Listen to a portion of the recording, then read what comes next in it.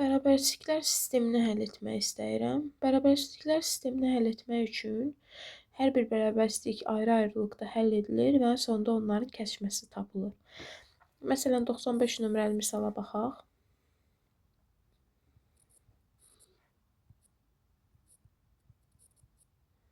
Birbaşa açıram.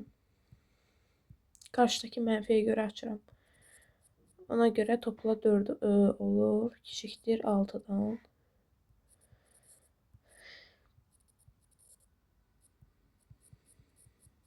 Mötərizələri açdım yəni. Birinci bərabərsizliyi yuxarını həll edək. Y.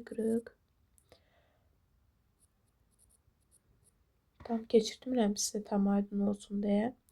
Burada da y-ları bir tərəfə keçirtməliyim. Y-ı daha doğrusu. 2y çıxılsın 6y böyükdür. -3 topla 15-dən.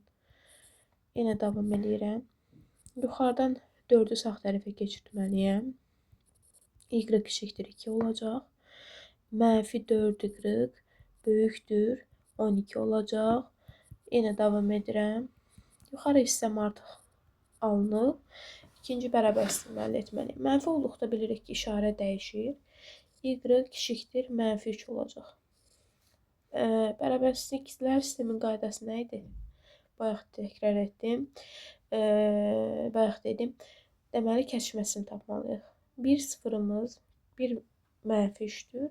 Digəri isə 2'dir.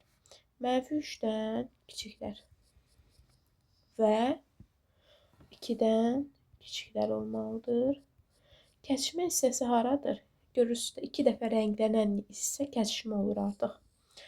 Yəni cavab olacaq -sonsuzluq -3.